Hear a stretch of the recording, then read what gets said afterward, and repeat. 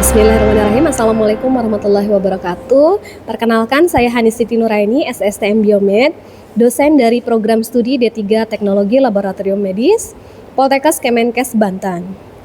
Pada video bidang pengajaran kali ini, saya akan menampilkan proses pembelajaran pada mata kuliah hematologi rutin, khususnya pada topik terkait penanganan spesimen hematologi untuk pemeriksaan hematologi rutin.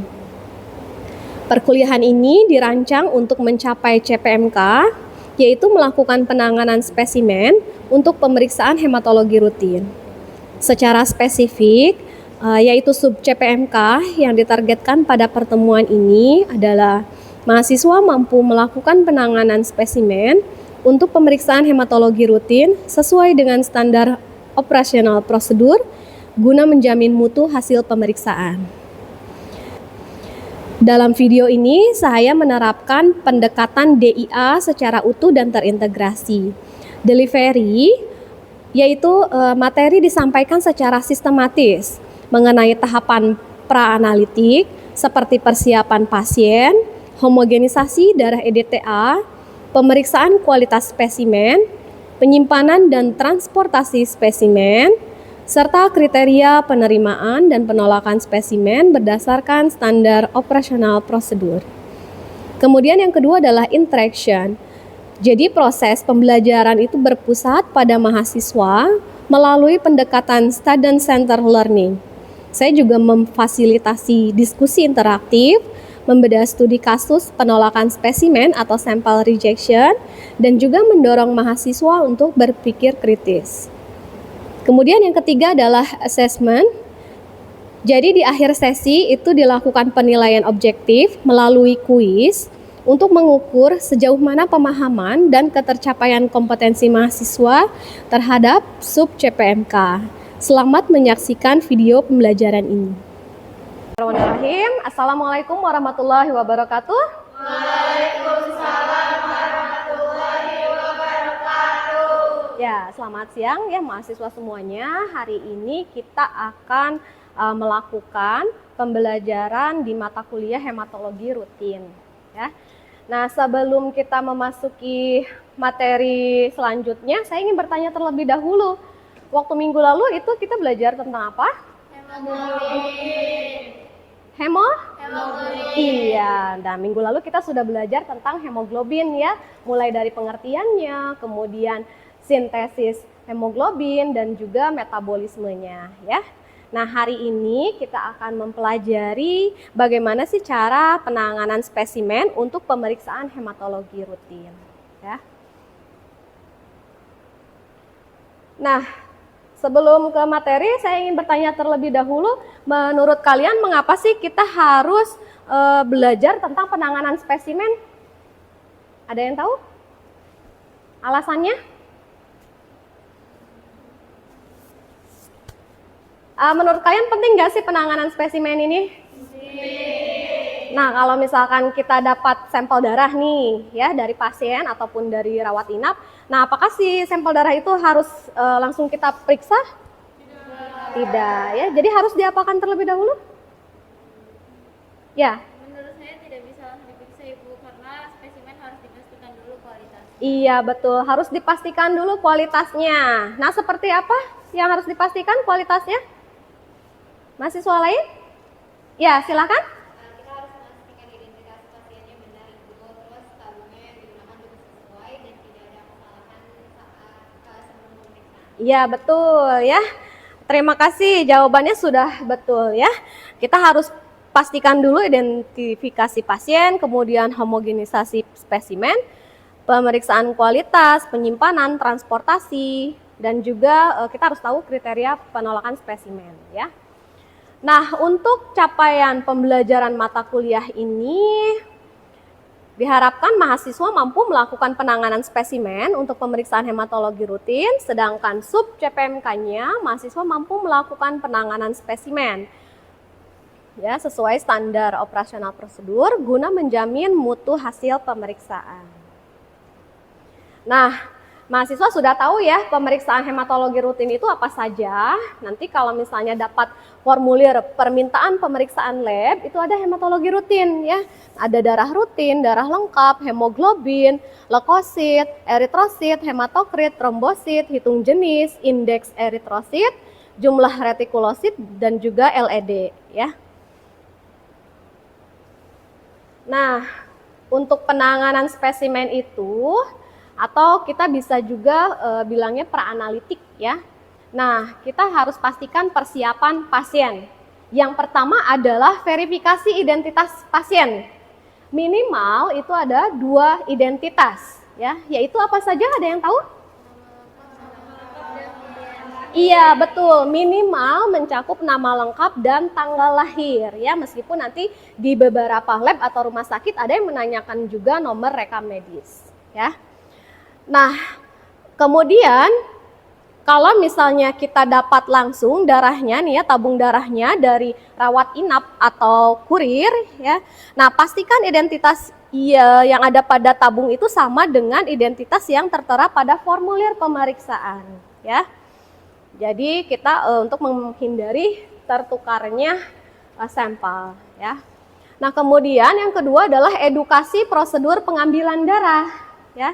Nanti Anda silahkan mencuci tangan terlebih dahulu, kemudian memasang tourniquet ya. Setelah itu melakukan pengambilan darah, setelah melakukan pengambilan darah ditekan bekas tusukannya ya. Nanti sebelum melakukan pengambilan darah ada yang harus disampaikan kepada pasien.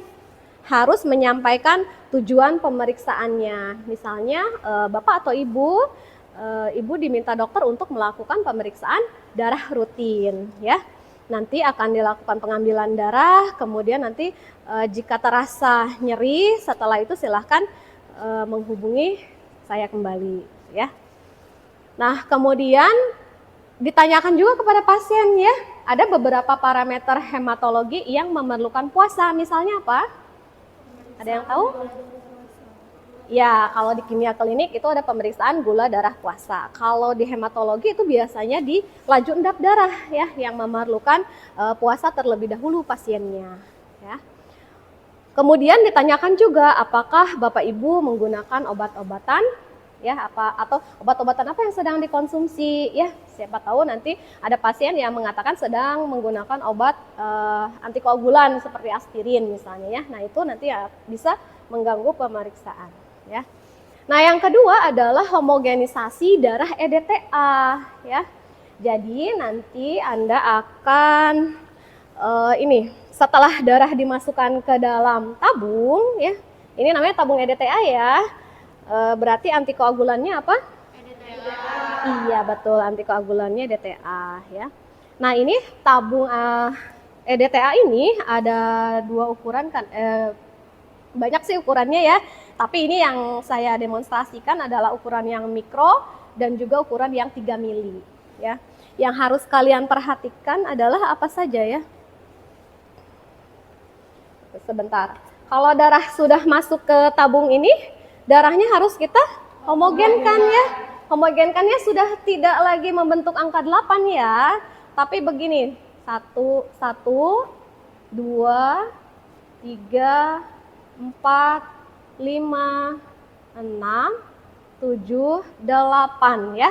Kalau antikoagulan EDTA itu yang homogenkannya adalah 8 sampai 10 kali. Seperti itu ya. Nah, kenapa sih kita harus menghomogenkan darah dengan antikoagulan yang ada di tabung ini? Supaya, nah ini. Iya, supaya mencegah pembekuan darah ya. Supaya menjaga juga morfologi sel darah agar pemeriksaannya akurat ya, serta mencegah mikrokoagulasi yang tidak terlihat ya. Nah, ini prinsip kerja antikoagulan EDTA. Jadi di dalam EDTA ini dia bisa mengikat ion kalsium sehingga nanti proses koagulasinya itu akan terhambat sehingga menjadikan darah tetap dalam keadaan cair ya. Kemudian tadi teknik homogenisasi sudah saya demonstrasikan ya, 8 kali bolak-balik ya. Nah, jangan lupa nanti jangan dikocok terlalu kuat ya, darahnya tidak boleh juga seperti ini ya. Tapi harus dibolak-balikan seperti ini ya. Nah, kemudian kita harus melakukan pemeriksaan kualitas spesimen darah EDTA ya. Perhatikan volumenya, volume darahnya. Ini sudah ada batasannya nih. Kalau misalnya 3 mili berarti batas atasnya di sini. Jadi darah harus maksimal di batas atas. Kemudian ada juga nih batas bawahnya, berarti batas minimal darah yang boleh dimasukkan ya. Kalau kurang dari itu maka akan terjadi pengenceran ya. Akibatnya apa? Kalau darahnya terlalu banyak diencerkan karena tadi terlalu sedikit, EDTA-nya banyak. Iya, betul ya. Akan terjadi hemolisis ya. Hemolisis itu berarti darahnya pecah ya, sehingga nanti cairan darahnya itu akan berwarna merah ya. Nanti jika kita tetap menggunakan darah yang hemolisis, apa yang terjadi? Ya, kadar kaliumnya bisa meningkat dan juga kadar LDH-nya meningkat. Nah, untuk pemeriksaan hematologi ini ya mengganggu hasil CBC atau count blood cell ya, jumlah darah. Jadi nanti akan mengganggu di pemeriksaan jumlah darah ya, baik itu eritrosit, trombosit maupun leukosit ya. Kemudian periksa juga nih kondisi tabungnya, apakah ada yang retak atau bocor ya. Setelah itu cek juga labelnya ya. Tadi labelnya harus tepat ya. Nah, cara meletakkan label itu seperti ini nih. Ini kan darah sudah masuk ke tabung, kemudian kita akan melabeli. Jangan menutup ini ya, jangan menutup seluruh bagian tabung ya. Kita sisakan nih seperti ini. Sisakan, nah segini ya. Agar lebih mudah kan kita bisa melihat nih darah yang dimasukkan apakah sesuai batas atau tidak ya. Seperti ini ya. Bisa dipahami ya, ini yang benar. Nah, kemudian penyimpanan dan transportasi ya. Mengapa sih kita harus kalau misalnya si darah ini tidak segera kita lakukan pemeriksaan ya, berarti boleh ya disimpan terlebih dahulu. Atau kalau misalnya perjalanan jauh ya dari rujukan ke lab kita, nah itu bisa menggunakan transportasi spesimen ya. Mengapa sih kita harus melakukan penyimpanan darah itu dengan benar? Supaya bisa menjaga stabilitas sel darah ya. Kemudian mencegah kontaminasi mikroorganisme dan memastikan spesimen ini layak dan aman untuk diperiksa ya. Nah, suhu penyimpanan untuk spesimen darah EDTA ini 2-8 derajat Celcius ya. Jadi disimpannya di kulkas atau lemari es, tidak boleh dibekukan di freezer ya. Karena nanti suhu di bawah 2 derajat itu bisa menyebabkan perubahan morfologi sel. Jadi eritrositnya bisa mengerut ya, sehingga bisa mempengaruhi hasil jumlah eritrosit. Kemudian kalau di atas 8 derajat Celcius berarti bisa mengalami lisis sel ya, selnya bisa hemolisis ya.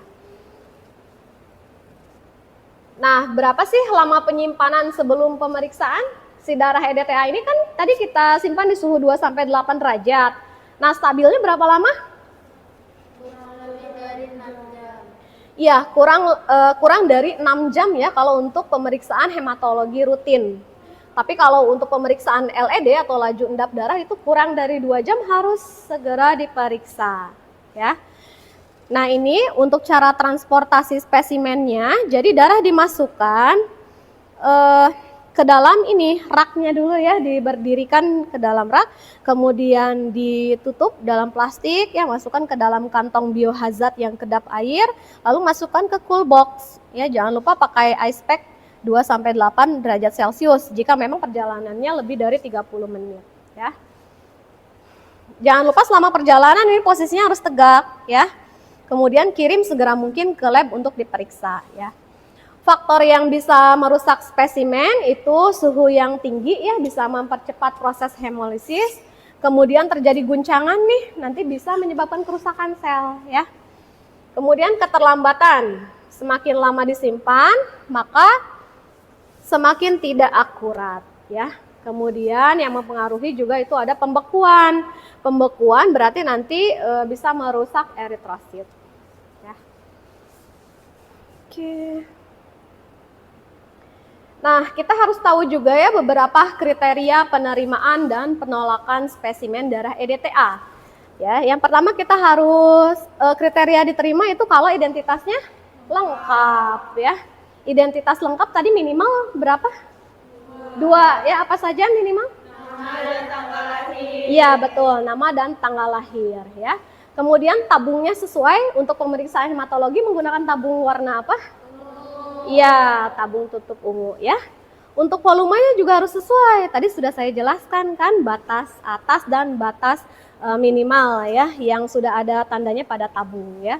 Kemudian tidak ada bekuan. Darah yang tampak homogen itu pasti tidak terdapat bekuan ya.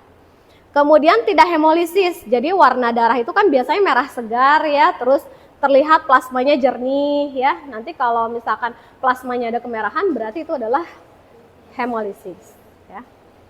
Kemudian homogenisasi benar tadi 8 sampai 10 kali. Untuk penyimpanannya juga sesuai. Kalau memang si darah itu tidak segera diperiksa, maka kita taruh di suhu kulkas 2 sampai 8 derajat Celcius ya. Untuk pemeriksaan hitung jumlah sel itu kurang dari 6 jam ya. Oke, kriteria penolakan ini tidak ada identitas atau identitas tidak lengkap ya. Kalau misalnya identitas tidak lengkap ya silahkan saja tanyakan kepada perawatnya atau bisa kita lihat di LIS-nya ya. Kemudian salah tabung ya, untuk pemeriksaan hematologi memang harus yang tabung tutup ungu ya atau yang antikoagulan EDTA. Tidak boleh yang berwarna merah ya. Ini untuk serum. Kemudian volumenya kurang, ada bekuan, hemolisis berat, tabung bocor atau pecah, penyimpanan yang tidak sesuai, atau melebihi waktu stabilitas. Ya. Nah, kan berarti tadi ada beberapa spesimen yang tidak mempengaruhi kriteria ya, yang bisa menyebabkan hasil tidak akurat. Nah, jadi apa yang harus TLM lakukan kalau mendapatkan hasil yang tidak layak? Mohon maaf, kalau mendapatkan spesimen yang tidak layak, harus meminta sampel ulang ya, mintalah sampel ulang. Kalau misalkan dia dirawat inap pasiennya, berarti kita mintakan kepada perawatnya ya. Seperti itu. Oke. Ya, baik, sekian materi dari saya. Untuk selanjutnya ini mahasiswa student center learning ya. Jadi nanti setiap kelompok mengamati spesimen yang telah disiapkan di meja kerja ya. Kemudian gunakan checklist yang telah dibagikan untuk menilai apakah si spesimen tersebut memenuhi kriteria atau tidak ya. Setelah itu kalian berdiskusi ya. Nanti ada satu perwakilan kelompok yang akan mempresentasikan hasilnya ya. Saya beri waktu selama 15 menit. Ya. Silahkan. Spesimennya sudah ada di meja kerja. Silakan dicek ya, apakah si spesimennya layak untuk dilakukan pemeriksaan hematologi atau tidak.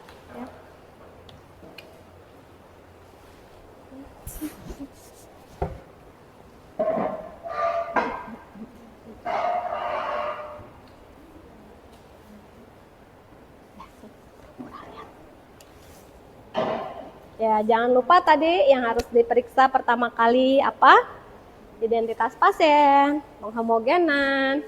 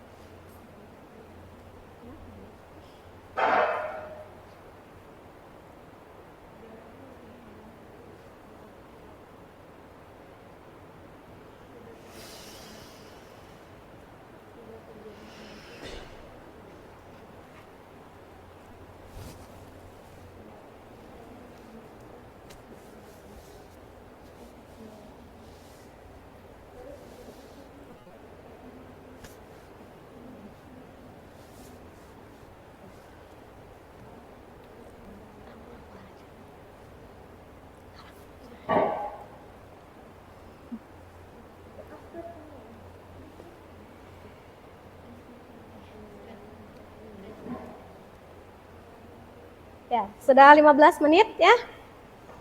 Kelompok mana yang akan mempresentasikan terlebih dahulu hasil temuannya? Ya, silakan perwakilan kelompok 1.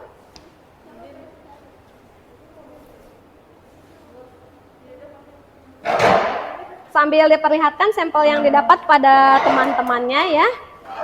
Silakan disampaikan. Yang membelakangi. Saya perwakilan dari kelompok 1 ingin memaparkan hasil diskusi kami. Jadi buat hasil diskusi kami bahwa sampel yang diberikan itu sesuai dengan kriteria yang ada, dari mulai identitas siapa pasien yang lengkap, lalu penggunaan tabung yang sesuai, lalu volumenya juga sesuai dengan kapasitas tabung, lalu penghomogenisasian yaitu 8-10 kali itu sesuai, tidak terdapat bekuan, lalu tidak terjadinya hemolisis pada sampel, kemudian tabung tidak ada kerusakan seperti retak atau bocor, lalu waktu penyimpanan masih sesuai dengan standar operasional prosedur. Jadi spesimen ini diterima untuk dan layak diperiksa di laboratorium. Alasan keputusannya sampelnya diterima karena memenuhi kriteria dan aspek penilaian spesimen. Kurang lebih cukup sekian, terima kasih. Ya, baik. Terima kasih kelompok 1 ya. Jadi kelompok 1 spesimennya ini layak ya diterima karena memenuhi kriteria. Nah, bagaimana dengan kelompok 2? Silahkan dipresentasikan. Saya akan mempresentasikan hasil dari diskusi kami.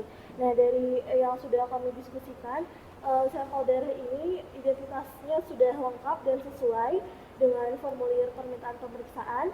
Kemudian sudah menggunakan tabung EDTA yang sesuai. Untuk volume darahnya tidak sesuai dengan kapasitas tabung. Volume darahnya terlalu sedikit, tidak sesuai dengan batas minimal yang tertera pada tabung. Kemudian sudah dihomogenisasi dengan benar 8-10 kali, tidak terdapat bekuan juga, tidak terjadi hemolisis, tabung dalam kondisi yang baik, tidak retak ataupun bocor, waktu penyimpanan sudah sesuai dengan standar operasional prosedur.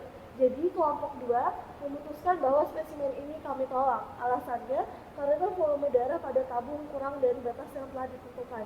Nah, tindakan yang harus dilakukan yaitu adalah mengambil ulang spesimen. Cukup sekian, terima kasih. Ya, baik. Ya, terima kasih kelompok 2 ya. Sudah benar tadi memang sampel yang saya siapkan untuk kelompok 1 itu layak ya untuk dilakukan selanjutnya pemeriksaan hema, sedangkan yang kelompok 2 itu tidak layak untuk dilakukan pemeriksaan ya. Nah, baik untuk agar saya bisa menilai sejauh mana pemahaman mahasiswa, untuk itu saya akan memberikan kuis ya. Silahkan sekarang boleh dikeluarkan gadgetnya. Silahkan di scan barcode-nya.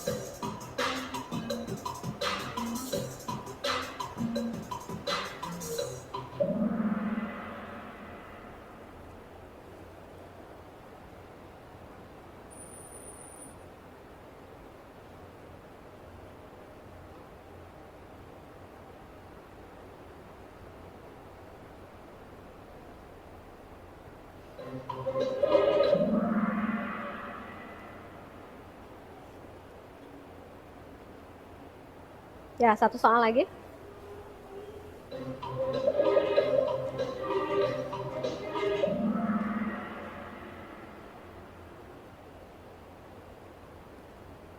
Ya, selamat ya kepada Kak Turonada Ali, Nadine, dan juga Siti ya. Yang lainnya sudah bagus juga ya, namun kurang cepat ya. Baik, alhamdulillah dari sini kita bisa tahu ya, Anda sudah memahami semua ya. Memahami apa yang telah kita pelajari hari ini ya.